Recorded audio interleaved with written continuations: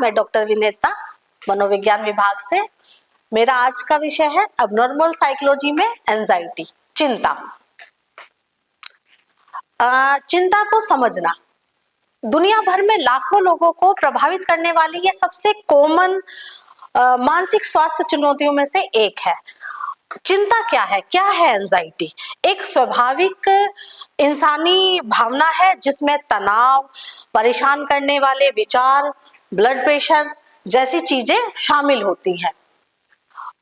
जबकि कभी कभार जो है चिंता एक सामान्य जीवन का एक सामान्य हिस्सा है।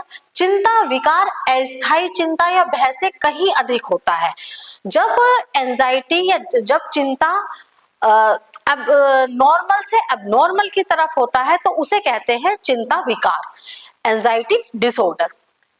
जिन लोगों को चिंता विकार होता है उनके लिए चिंता दूर नहीं होती और समय के साथ खराब हो सकती है। यह भावनाएं नौकरी से के प्रदर्शन में, स्कूल के काम और रिश्तों जैसी दैनिक गतिविधियों में बाधा डाल सकती है। इसके सामान्य लक्षण कौन कौन से हैं? जब चिंता का एक मुख्य वो होता है कि ये विकार में तब बदलती है जब हमारे दैनिक जीवन की गतिविधियों को रुकावट आने लगती है, जैसे कि रोजमर्रा के मामलों में अत्यधिक चिंता होना, बेचैनी और किनारे पर महसूस करना, ध्यान केंद्रित करने में कठिनाई होना, नींद में खलल और थकान का महसूस होना, मांसपेशियों में तनाव और चिड़चिड़ाहट। जब ये वाली चीजें स्टार्ट हो जाती हैं तो हम चिंता विकार की तरफ बढ़ने लगते हैं। इसके मुख्य आंकड़े जो दिए हुए हैं, ऐसा नहीं है कि बहुत आप ही इस चीज से ग्रसित हैं। दुनिया भर में 264 मिलियन लोग चिंता विकारों से पीड़ित हैं। किसी भी वर्ष में 5 में से 1 वयस्क चिंता का अनुभव करता है। महिलाओं में पुरुषों की तुलना में दुगना चिंता देखने को मिलती है। मतलब महिलाओं में पुरुषों की तुलना में चिंता का स्तर ज्यादा है। अब चिंता के प्रकार कौन कौन से, आखिर कौन कौन सी चिंताएं होती हैं? 3 तरह की चिंता हमने इसमें दिखाई है। सामान्यकृत चिंता विकार, जीएडी, पैनिक विकार और सामाजिक चिंता विकार। इसमें हम देखेंगे कि जो सामान्यकृत चिंता विकार है उसमें रोजमर्रा की जिंदगी के अलग अलग पहलुओं जैसे कि काम, हमारी सेहत, परिवार और पैसे के बारे में लगातार और बहुत ज्यादा सोचना या उसके बारे में बहुत ज्यादा चिंता करना। तो जीईडी वाले लोग जो होते हैं वो अपनी चिंता को कंट्रोल करना उनके लिए मुश्किल हो जाता है और वो अक्सर सबसे बुरे की उम्मीद करके चलते हैं। मतलब वो जरा सी भी परेशानी में सबसे खराब स्थिति तक सोच लेते हैं। भले ही चिंता का कोई साफ कारण ना हो, लेकिन वो फिर भी बेचैनी बहुत ज्यादा अपने आप में महसूस करते हैं और ये बेचैनी जो है अवास्तविक होती है या स्थिति के हिसाब से बहुत ज्यादा होती है। मतलब उतनी खराब कंडीशन नहीं है लेकिन वो सोच ज्यादा रहे हैं इस बारे में। पैनिक विकार, इस वाली स्थिति में क्या होता है, इसमें बार बार अचानक पैनिक अटैक आते हैं। अचानक से डर लग जाना, डर के कारण दिल की धड़कनें तेज हो जाना, पसीना आ जाना, बेहोशी हो जाना, कपकपी, पूरे हाथ पैरों में कपकपी छा जाना, एकदम सांस लेने में दिक्कत हो जाना, सुन्नपन, मतलब ऐसे लगता है मेरा शरीर काम नहीं कर रहा है, मुझे कुछ होने लगा है, वो सारी चीज, या बहुत बुरा होने का डर लग सकता है। ये अटैक कभी भी हो सकते हैं, ऐसा नहीं है कि कोई कंडीशन है तभी, ये आपको सोते सोते भी हो जाता है। और अक्सर लोग इस तरह के, एक बार ये अटैक अगर आ गया तो उस अटैक के बारे में सोच सोच के अधिक चिंता करते हैं कि मेरी स्थिति वैसी ना हो जाए, मुझे वैसे ही फिर अटैक ना आ जाए, उस तरह से। सामाजिक चिंता विकार उस तरह की चिंता होती है कि सामाजिक या परफॉर्मेंस वाली स्थितियों में जब हमारी चिंता या डर हमें लगता है, जहां शर्मिंदगी होने का हमें भय रहता है, जैसे कि किसी पब्लिक स्पीकिंग में, नए लोगों से मिलने जुलने में, पब्लिक में खाना खाने से, अपने या कुछ काम करते हुए, जैसे एग्जाम के टाइम में कभी कभी होता है कि अगर कोई टीचर बच्चे के साइड में खड़ी हो जाए तो वो सही करता करता भी बच्चा उसको गलत कर जाता है। वो इसलिए होता है कि उसको डर रहता है कि मैडम मुझे ही देख रही है कि शायद मैं सही नहीं लिख रहा हूँ, तो उस वजह से भी वो सही चीज भी डर में शामिल होके वो उस चीज को गलत हो जाता है। यह डर इतना गंभीर हो सकता है कि इससे आपका रोजमर्रा का काम, स्कूल कॉलेज के जो एक्टिविटी है उनमें में रुकावट महसूस होने लगती है। अन्य काम जो है वो भी बहुत सारी चीजें इसमें है, जैसे कि स्पेसिफिक फोबियाज होते हैं, विशिष्ट भय, जैसे विशिष्ट वस्तुओं या स्थिति का भय। कुछ लोगों में भय होते हैं ऊंची जगहों से गिरने का डर, कोई बंद जगहों में मतलब फंस जाने का डर, जैसे कुछ लोग लिफ्ट में नहीं जा सकते, उनको फोबिया होने लगता है कि मैं इसमें फंस जाऊंगा या ये लिफ्ट खराब हो जाएगी तो मैं इसमें ही रह जाऊंगा, उस तरह की चीजें होती हैं। अलगाव वाली चिंता होती है, किसी अपने का अपने से दूर होने का डर, जिससे हम बहुत ज्यादा लगाव करते हैं या कोई हमारा बहुत प्रिय हमसे अलग हो गया है, उस तरह की चिंता अलगाव वाली चिंता में आते हैं। फिर एग्रोफोबिया है, उन स्थानों या स्थितियों का डर जो घबराहट पैदा करती है, जैसे मैंने बताया पहले भी, कोई बंद जगह का डर होता है, सांस लेने में दिक्कत होने लगती है, ऊंचे स्थान पे पानी का डर, वो सारी चीजें इसमें हो जाती हैं। अब इसके साइन क्या हैं, हम कैसे पहचाने कि ये चिंता में है व्यक्ति? तो इसके कुछ शारीरिक लक्षण है, फिजिकल रिएक्शंस होते हैं। यह आपका शरीर को नेचुरल तरह से वो होता है कि या तो उस चीज से लड़ो या उस चीज से भागो, रिस्पॉन्स आ जाते हैं उस तरह के। इसमें क्या है, इसमें बहुत सारी चीजें होती हैं, हृदय संबंधी प्रतिक्रिया, दिल की धड़कनें तेज हो जाना, अचानक से मतलब आपकी दिल की धड़कनें तेज हो जाएंगी, सीने में दर्द या बेचैनी महसूस होने लगेगी, आपका दिल जो है इतनी तेजी से धड़कता है कि जैसे शरीर को खतरे से भागने की वो करता है, और कभी कभी ऐसा लगता है मेरा दिल फट जाएगा या ये बाहर निकल जाएगा, वो वाली स्थिति हो जाती है।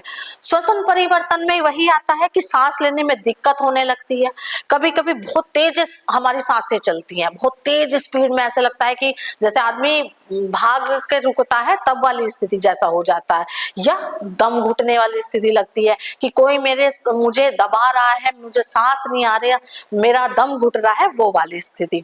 फिर है मांसपेशियों में तनाव, आपने देखा होगा जब बहुत चिंता में होता है आपका शरीर अकड़ने लगता है, मतलब वो अकड़न महसूस करता है, कपकपी सी हो जाती है, सर दर्द होने लगता है, लगातार पसीना आ जाता है, वो सारी चीजें इस वाली स्थिति में पैदा होती हैं। फिर है पाचन संबंधी समस्याएं। पाचन संबंधी समस्याओं में होती है कि सबसे पहले जो चिंता वो है वो आपके पाचन पे अटैक करती है। जो चिंता विकार होता है, आपको भूख कम लगती है, वॉमिटिंग जैसा फील होता है, मितली आनी जिसको बोलते हैं, और लूज मोशन, दस्त वाली स्थिति आ जाती है। गट ब्रेन इन्फेक्शन कनेक्शन का मतलब है कि एंजाइटी अक्सर पाचन संबंधी समस्याओं में वो होता, आपने कुछ गलत नहीं खाया होता फिर भी आपको इन्फेक्शन हो गया, फिर भी आपको वॉमिटिंग हो रही है, फिर भी आपको लूज मोशन हो रहे हैं, वो उसका एक कारण है एंजाइटी। फिर है पसीना और तापमान, वो जैसे कि मैंने बताया कि कभी कभी बहुत ज्यादा पसीना आने लगता है या कभी आपका शरीर एकदम बर्फ जैसा ठंडा हो जाता है, मतलब बैलेंस आपके उसमें वो नहीं रहता। तंत्रिका संबंधी लक्षण में है चक्कर आना, सिर हल्का लगना, झुनझुनी सी होना, कपकपाहट सी होना, बेहोशी जैसा फील होना कि मतलब अभी आप गिर जाएंगे, वो सारी ये एहसास डरावने हो सकते हैं, लेकिन इनसे नुकसान वैसा नहीं है, मतलब कोई आपको अटैक नहीं है या वो नहीं है, लेकिन फिर भी आदमी उस टाइम एकदम इतना पैनिक वाली स्थिति में आ जाता है कि घबराहट होना स्वाभाविक है। भावनात्मक और मानसिक प्रभाव में होता है कि एंजाइटी का अक्सर रोजमर्रा की जिंदगी पर आपके बहुत ज्यादा इसका प्रभाव पड़ता है। एक ऐसा चक्र बन जाता है आपके चारों तरफ कि आप उससे निकल नहीं पाते, आप कोशिश भी करते हैं लेकिन आप उससे निकल नहीं सकते। अब उसके बाद होती है कि सारे लक्षणों से परे चिंता हमारी भावनात्मक कल्याण और मानसिक कार्य प्रणाली को गहराई से प्रभावित करती है। जब चिंता और भय की स्थिति लगातार बनी रहती है तो शारीरिक और मानसिक दोनों तरह की थकावट होती है। हमारा शरीर के साथ साथ हमारा दिमाग भी थकता है। हम कोई काम, हमारे बहुत सारे कार्य ऐसे होते हैं जिसमें हम बहुत इंटरेस्ट लेते थे, लेकिन अब इस वाली स्थिति में हम वो काम भी नहीं कर पाते उस तरह से जैसे हम नॉर्मली करते थे। अब इसमें संज्ञानात्मक प्रभाव हमारे कौन कौन से हैं कि तेजी से दौड़ते विचार और निरंतर चिंता, निर्णय लेने में कठिनाई, भाई हम जब इतनी पैनिक वाली स्थिति में है तो हम कैसे निर्णय ले सकते हैं? हमारे सोचने समझने की क्षमता खत्म हो जाती है वहां पे।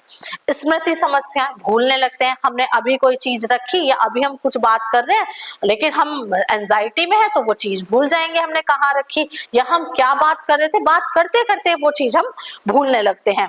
विनाशकारी सोच पैटर्न, एक विध्वंसकारी चीजें हो जाती है। हम जब भी सोचेंगे इतना विनाशकारी सोचेंगे कि सारी चीज ही हमारी नकारात्मक हो जाएगी। हमेशा एक बुरी कंडीशन को हम सोचने लगते हैं। ध्यान केंद्रित करने में असमर्थता, किसी भी चीज पे किसी भी काम में हमारा फोकस नहीं रहता। वो स्थिति बहुत ही वैसी, हमारा किसी काम में ध्यान नहीं लगेगा, किसी चीज को याद करने में, किसी काम को करने में या अपने आप पे भी हमारा ध्यान नहीं रहता है। भावनात्मक परिणाम इसके क्या वो आ जाते हैं। भावनात्मक परिणाम में भी हमारे बहुत सारी इसकी चीजें होती हैं, जैसे कि विनाश की लगातार भावना हमारे अंदर आने लगती है कि भाई मुझसे कुछ नहीं होता, मेरा सारी चीजें खत्म होने के उस पर है। चिड़चिड़ापन और मूड स्विंग, नॉर्मली ये होता है कि कोई आपसे नॉर्मल भी बात कर रहा है तो आपको एकदम इरिटेशन होने लगता है कि नहीं मुझसे मत बात करो, और आप उसका उल्टा ही जवाब दोगे। कभी आप बहुत अच्छे मूड में है, कभी सडन आपको एकदम से मूड स्विंग हुआ, कभी आप रोने लगेंगे, कभी ये होगा कि मेरा तो सब कुछ खत्म हो गया है। तो वो सारी चीजें। अभिभूत या किनारे पर महसूस करना, मतलब ये हो जाना कि मैं अब कहीं नहीं हूँ, मेरा सारी चीजें खत्म होने वाली है, मैं कहीं नहीं जा सकता इस चीज को लेके।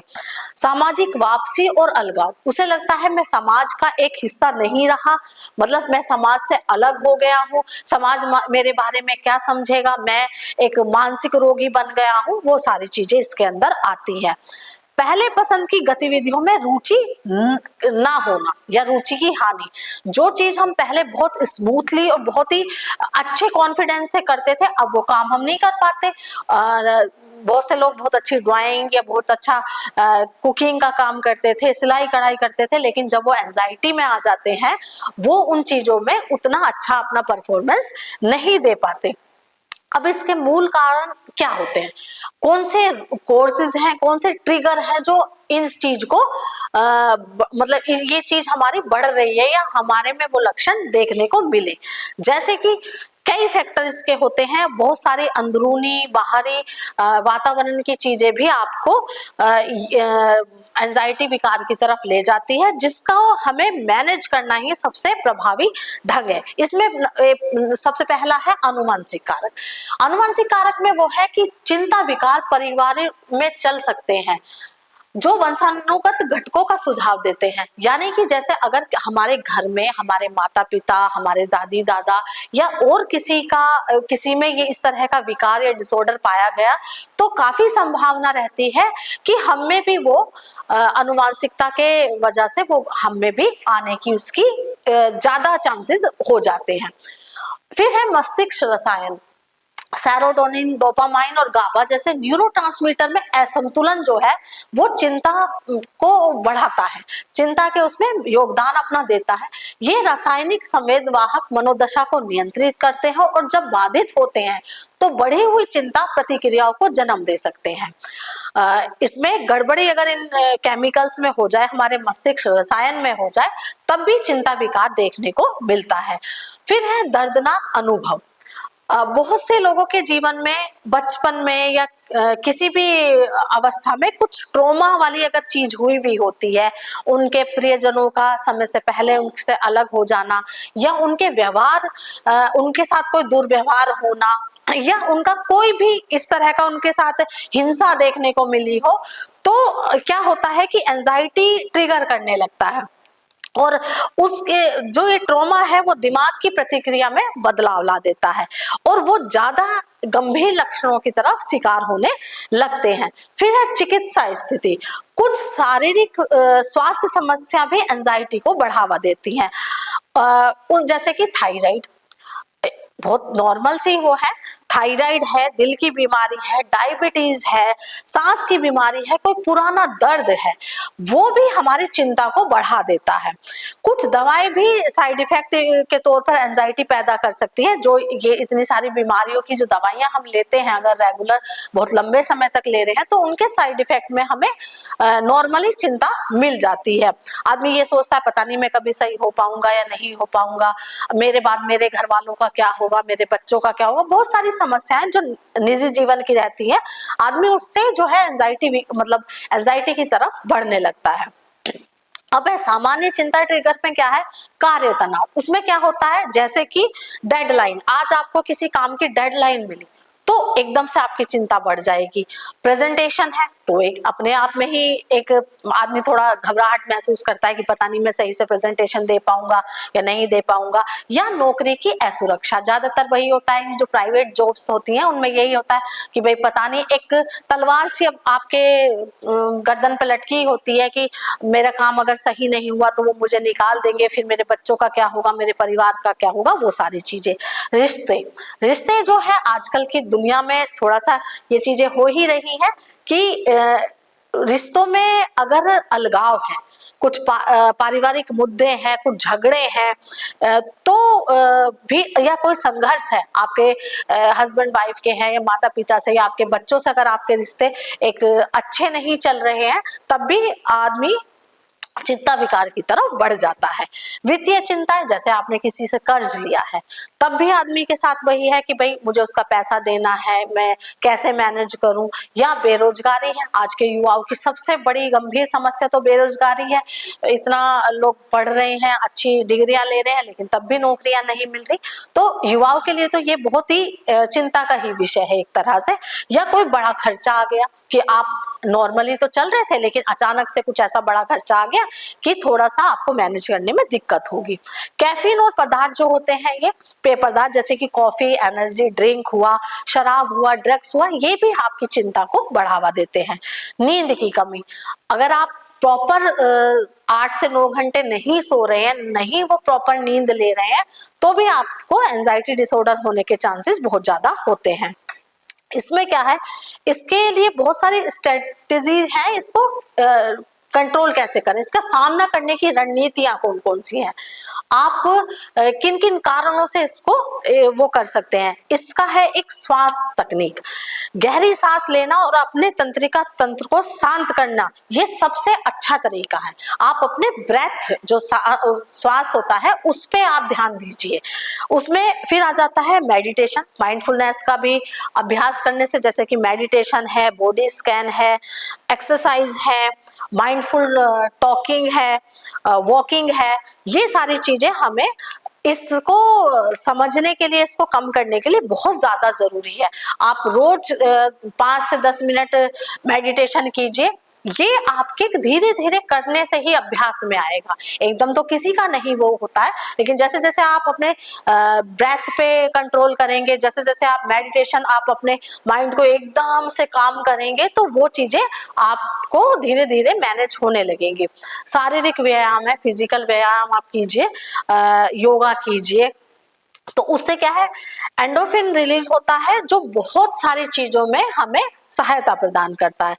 जर्नलिंग है कि चिंताओं को लिखना, चिंताओं को लिखने से भी हमारी जो है वो चिंता खत्म होती है। हम उस चीज को लिखेंगे, चिंता को लिखा जाएगा तो हमारी आधी चीजें लिखने से ही खत्म होने लगेगी।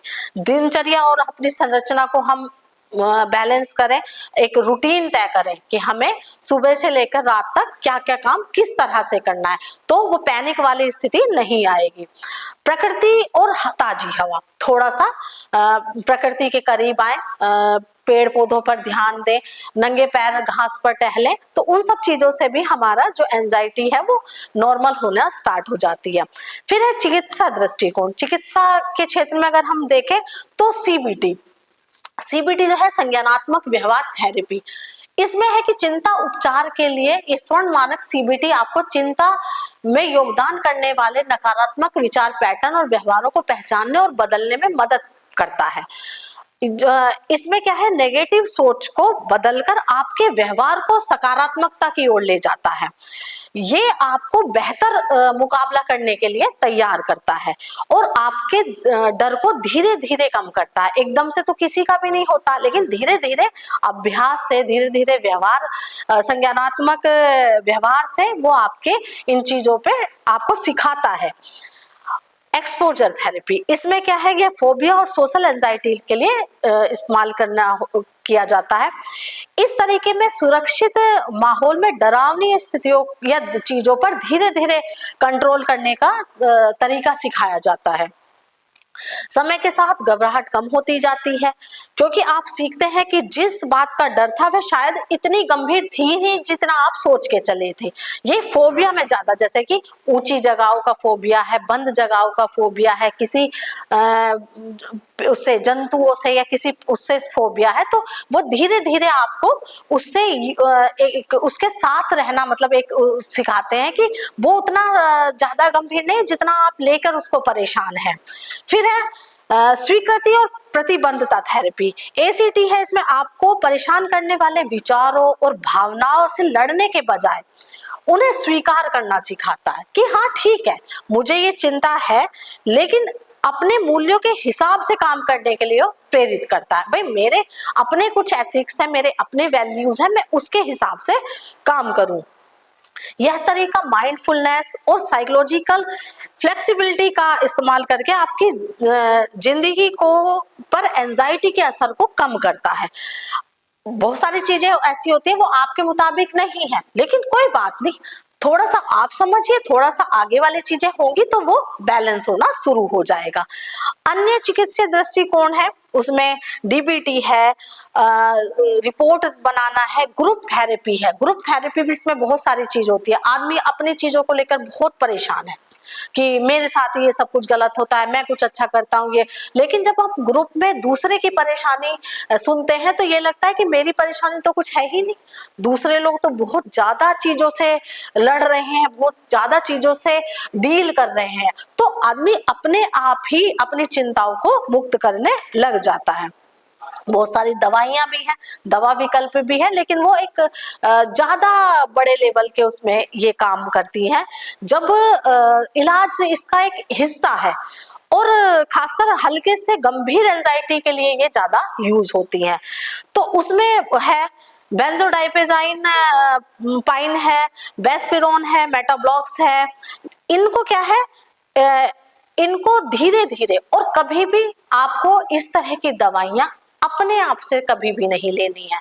आप एक कुशल डॉक्टर से सलाह लेकर उनके द्वारा बताई गई मात्रा में ही आप दवाइयों का इस्तेमाल करें, और जितने दिन के लिए या जितने समय के लिए डॉक्टर आपसे कह रहे हैं कि वो आप दवाई का सेवन करें, आप तभी लीजिए। ना तो आप बिना डॉक्टर की सलाह के वो दवाई लेना स्टार्ट कीजिए, और ना ही बिना डॉक्टर की सलाह के आप वो दवाई लेना बंद कीजिए, क्योंकि डॉक्टर आपसे ज्यादा बेहतर समझते हैं कि आपके शरीर को किस टाइम किस चीज की कितनी मात्रा की आवश्यकता है। अब है कि दवाओं से जुड़े फैसलों के लिए हमेशा किसी साइकियाट्रिस्ट से सलाह लेनी चाहिए। दवाएं थेरेपी के साथ मिलकर सबसे अच्छा काम करती हैं। मतलब दवाएं तो आपकी चल ही रही हैं, लेकिन साथ में आप वैसे थेरेपी भी लीजिए। जरूरी नहीं है कि बस आप दवा पे ही निर्भर हो गए, या दवा को आप लत मत बनाइए। थोड़ा सा अपने आप में भी आप थोड़ा सा ये कीजिए कि बहुत ज्यादा बुरी कंडीशन है तभी आप दवाई का इस्तेमाल करिए, नहीं तो अन्यथा आप सेल्फ कंट्रोल करके उस पर ज्यादा ध्यान दीजिए। फिर है कि सहायता प्रणाली का परिणाम। एंजाइटी से रिकवरी अकेले की यात्रा नहीं है, आपको एक मजबूत सपोर्ट सिस्टम की जरूरत है, और वो सपोर्ट सिस्टम आपका कौन हो सकता है? आपका पारिवारिक समर्थन। आप इस चीज से ये मत कहिए कि मुझे ये परेशानी है तो मैं अलग हूं, नहीं, बहुत सारे लोग इससे जूझ रहे हैं, और सबसे पहले आपका परिवार, आपको अपने परिवार को इस चीज को बताना है, और वो ही आपको इस समस्या से निकालने में सबसे ज्यादा सहायक है। फिर है आपके मित्र और साथी। बहुत से लोग होते हैं, मित्रों से बात की, एंजाइटी आदि तो वहीं खत्म हो गए। समर्थन समूह जैसे एनजीओ है, बहुत से मानसिक स्वास्थ्य सलाह वाले वो चीजें चल रही हैं, एनजीओ चलते हैं, ऑनलाइन समुदाय चलते हैं। ये सारी चीजें आपको उस परेशानी से निकालने के लिए ही बनाई गई है, तो आप बेझिझक इनकी सहायता लीजिए। कोई वो नहीं है, इसमें आप अकेले नहीं हैं, सब लोग आपके साथ हैं, और परिवार, मित्र, समूह साथियों की मदद से आप बहुत अच्छा चीजें कर लेंगे। मदद कैसे मांगू, ये होता है कि कैसे, भाई मुझे ये परेशानी है, हर आदमी ये सोचेंगे कि ये तो बीमार है, इसको तो ये परेशानी है, नहीं, उस कहिए कि मुझे इस समय आपकी जरूरत है, मुझे ये परेशानी है, मुझे आप लोगों की जरूरत है, और मुझे आपसे बात, आप ऐसे उसको ढूंढिए जो आपकी बात सुन सके और आपको सही सलाह दे सके। फिर है चिंता के साथ जीना, ये भी एक वो है कि चलो हो गई है चिंता, लेकिन फिर उसमें क्या है, आशा और रिकवरी की मात्रा, रिकवरी, उसमें रिकवरी संभव है। ऐसा नहीं है कि ये कोई ऐसा असाध्य रोग है कि ये कभी सही नहीं हो सकता। बहुत सारे लोगों में बहुत जल्दी सुधार हो जाता है, किसी में थोड़ा लेट होता है, लेकिन आप अगर सारी तकनीकों को आप बहुत अच्छे से इस्तेमाल करेंगे तो एंजाइटी पूरी तरह से तो खत्म नहीं होगी, लेकिन आप उसको मैनेज करना बहुत अच्छे से सीख जाएंगे। प्रगति पूर्णता नहीं, मुश्किलें आना नॉर्मल है और उससे निकलना भी आसान है। ऐसा नहीं है कि कोई परेशानी आ गई तो आप उससे डील नहीं कर सकते। आपको सिर्फ अपने ऊपर, अपने डॉक्टर के ऊपर विश्वास, सबसे बड़ी चीज है इसमें विश्वास करना। आप कोई भी दवाई का यूज करने लगते हैं तो आप विश्वास के साथ ही तो उसको खाना स्टार्ट करते हैं कि भाई मैं सही हो जाऊंगा। यही चीजें आपको इन विकारों में भी अप्लाई करनी है कि मुझे जो समस्या है वो समस्या मेरी ठीक हो जाएगी और मैं पूरी तरह से अपनी नॉर्मल जिंदगी जीऊंगा। इसमें जो मुख्य अनुस्मारक है या मुख्य चीजें हैं वो क्या है, आज आपका पहला कदम जो है वो वही सारी चीज है, आप अपना पहला कदम उठाइए। आप अकेले नहीं हैं, बहुत सारे लोग इस तरह की परेशानियों से जूझ रहे हैं। उपचार काम करता है, साक्ष्य आधारित उपचारों में उच्च सफलता की दर हमने देखी गई है। मदद उपलब्ध है, संसाधन, पेशेवर और समर्थन प्रणाली तैयार, मदद के लिए तैयार है। आपकी ताकत है, दैनिक चिंता का प्रबंधन करने के लिए साहस की आवश्यकता। सबसे पहले आपको कोशिश करनी होगी, अगला आपकी मदद बाद में करेगा, पहले अपने आप की मदद करनी है। अपने आप को भी उतने ही स्ट्रॉन्ग आपको बनाना है जैसे आप दूसरों की मदद के लिए तैयार रहते हैं।